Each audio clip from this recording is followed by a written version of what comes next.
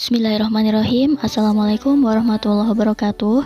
Kembali lagi di channel saya. Di sini saya akan membahas mata pelajaran IPA kelas 8 semester 1, yaitu di KD 1, kompetensi dasar sistem gerak pada makhluk hidup.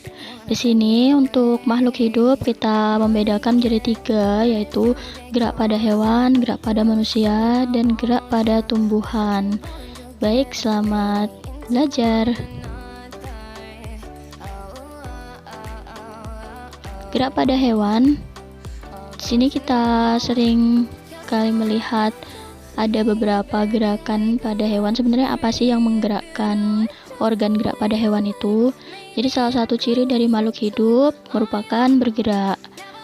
Makhluk hidup akan bergerak apabila ada stimulus yang mengenai sebagian atau seluruh bagian tubuhnya.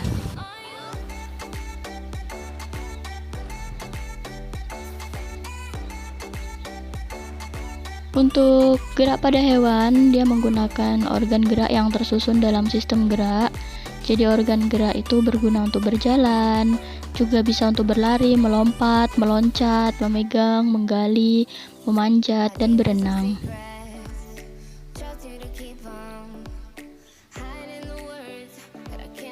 Organ gerak pada hewan dan manusia memiliki kesamaan loh. Jadi untuk alat-alat gerak yang digunakan pada manusia dan hewan ada 2 macam, yaitu alat gerak pasif yang berupa tulang dan alat gerak aktif yang berupa otot. Dia akan bekerja sama dalam melakukan pergerakan, dan kerjasama antara kedua alat gerak tersebut membentuk suatu sistem yang disebut dengan sistem gerak. Tulang disebut alat gerak pasif karena tulang tidak dapat bergerak dengan sendirinya. Jadi, tanpa adanya alat gerak aktif yang mempengaruhi tulang, maka tulang-tulang pada manusia dan hewan akan diam dan tidak dapat membentuk alat pergerakan yang sesungguhnya. Walaupun merupakan alat gerak pasif, akan tetapi tulang memiliki peranan yang sangat besar dalam sistem gerak pada hewan dan manusia. Jadi untuk otot, ini yang disebut alat gerak aktif karena otot memiliki suatu senyawa kimia yang membuatnya dapat bergerak. Pada saat otot yang menempel pada tulang bergerak, otot tersebut akan membuat tulang bergerak. Alat gerak hewan dan fungsinya, di situ ada beberapa contoh. Yang pertama hewan ayam, alat geraknya sayap dan kaki, fungsinya untuk terbang dan berjalan, namun terbangnya terbatas. Kemudian ada kata, ada reptil, ada burung, ada mamalia. Di situ bisa kalian lihat alat gerak dan fungsi masing-masing dari hewan tersebut.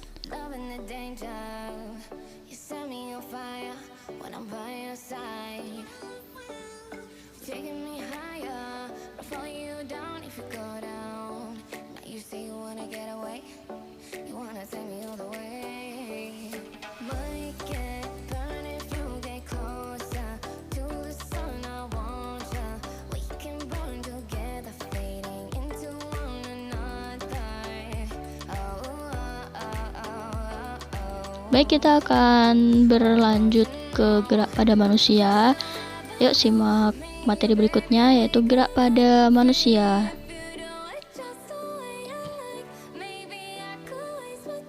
Untuk gerak pada manusia sendiri, kita bisa melihat di situ ada gerakan tubuh yang bisa digerakkan oleh otot. Kemudian kita membagi sistem gerak pada manusia ini jadi 2, seperti yang tadi sudah kita bahas. Kemudian fungsi rangka, dia memberi bentuk tubuh, tempat melekatnya otot, sebagai perlindungan, produksi sel darah, penyimpanan lemak, dan sistem kekebalan tubuh. Itulah contoh rangka pada manusia. Di situ mulai dari tulang tengkorak, yaitu di bagian kepala, kemudian ada alat anggota gerak bagian atas dan alat anggota gerak badan bagian bawah. Itulah rangka pada manusia.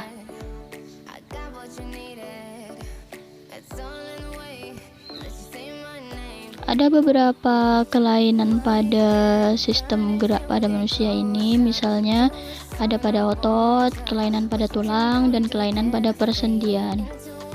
Apa saja? Yuk kita simak berikutnya. Kelainan pada otot, yaitu ada kelelahan otot, ada nyeri otot, ada atrofi, dan ada hernia abdominal yang terjadi pada balita. Untuk selanjutnya kita akan membahas kelainan pada tulang. Yang di situ ada osteoporosis, ada lordosis, skoliosis, dan kifosis. Baik untuk osteoporosis ini pengeroposan pada tulang, kemudian lordosis ini membungkuknya tulang ke bagian depan, yaitu tulang bagian belakangnya itu, kemudian skoliosis, dan ada kifosis. Inilah kelainan persendian, yaitu keseleo dan penyakit gout yang terjadi pada manusia lansia. Ayo kita beralih pada gerak pada tumbuhan. Untuk gerak pada tumbuhan di sini ada terbagi menjadi 3 jenis, yaitu gerak higroskopis, gerak esionom, dan gerak endonom. Untuk gerak esionom dia terbagi menjadi 3 jenis, yaitu gerak nasti, gerak tropisme, dan gerak taksis. Jadi di situ bisa kita nanti kupas satu persatu. Untuk gerak nasti, tropisme, dan taksis ini terbagi menjadi berapa bagian lagi untuk jenis-jenisnya. Kemudian ada gerak endonom ini dan ada gerak higroskopis. Kita akan membahas juga nanti contohnya. Baik, untuk nasti di situ ada contoh-contohnya yang masih belum kita bahas, namun bisa kita sebutkan jenis-jenisnya. Ada fotonasti, ada seismonasti, ada tikmonasti, ada nasti kompleks. Sedangkan untuk tropisme di situ ada fototropisme, ada geotropisme, ada tikmotropisme, dan hidrotropisme. Untuk taksis dia memang ada beberapa jenis, baik gerak kloroplas ini yang kita sebut ke arah cahaya, dia fototaksis. Kemudian ada kemotaksis, seperti itu.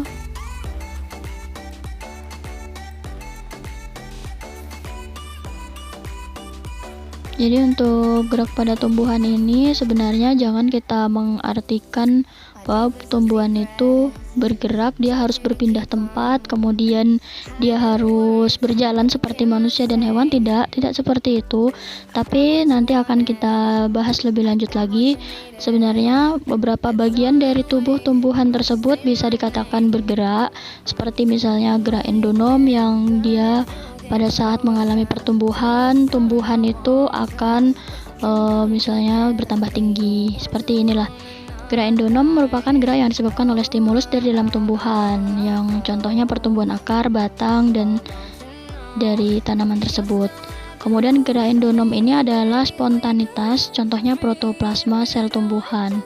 Oke, kita berlanjut ke gerak higroskopis, gerak tumbuhan akibat perubahan kadar air, contohnya pecahnya kulit kacang polong, kemudian kacang buncis, serta terbukanya kotak spora. Jadi untuk gerak higroskopis seperti ini yang disebabkan oleh akibat perubahan kadar air pada tumbuhan tersebut. Bisa kalian cari contoh-contoh lainnya. Dan inilah kacang polong-polongan yang sudah tua akan pecah sendiri.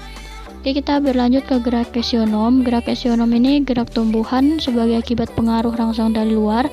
Arah gerak dipengaruhi datangnya arah stimulus. Jadi gerak esionom ini kita sudah bahas tadi sedikit di awal.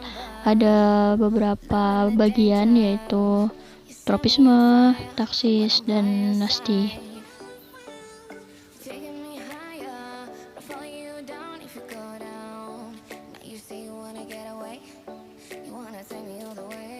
Coba kalian berpikir mencari tahu apa sih contoh-contoh dari masing-masing gerak esionom yang tadi sudah disebutkan. Ini stimulus yang dipengaruhi dari luar atau faktor lingkungan, cahaya, sentuhan, suhu, air, gravitasi bumi, dan zat kimia. Ini adalah contoh dari geotropisme. Jika dia menuju pusat gravitasi bumi, akar tersebut kita jelaskan dia geotropisme positif. Sedangkan daun yang menuju arah datangnya cahaya, dia disebut fototropisme positif. Jadi kalau kita meletakkan tanaman di dalam rumah, langkah baiknya jika dia dekat dengan jendela sehingga dapat mendapatkan cahaya yang cukup. Seperti itu. Jadi untuk tikmotropisme di situ ada sentuhan, yaitu sulur tanaman. Misalnya ada sirih merah. Kemudian ini kita berlanjut ke nasti. Gerak nasti ini bagian tubuh akibat pengaruh stimulus dari luar dan arah geraknya tidak dipengaruhi oleh arah stimulusnya. Ada niktinasti yaitu daun petai Cina yang menutup pada malam hari. Ada putri malu, tikmonasti atau seismonasti. Ada juga fotonasti bunga pukul 4 sore atau mirabilis jalapa, dan ada juga bunga jam 9 pagi. Di situ ada contoh-contohnya. Serta ada yang kita sebut dengan stomata. Daun ini akan dia terbuka kompleks ya geraknya, nasti kompleks. Oke, sekarang gerak taksis. Gerak taksis adalah gerak pindah tempat seluruh bagian tumbuhan yang arahnya dipengaruhi arah sumber rangsang atau stimulus, dan arah biasanya menjauhi atau mendekati datangnya rangsangannya atau stimulusnya. Jadi bisa kita lihat di situ ada beberapa contoh dari taksis, yaitu ada fototaksis, ada kemotaksis, yang mana keduanya ini memiliki stimulus yang berbeda. Dan contohnya untuk gerak taksis yang kemotaksis ini adalah gerak spermatozoid menuju sel telur, dan pada archegonium tumbuhan lumut dan paku. Kemudian untuk fototaksis dia ada rangsang atau stimulus cahaya, yaitu gerak kloroplas ke sisi sel yang ada cahaya. Baik, terima kasih dan wassalamualaikum warahmatullahi wabarakatuh.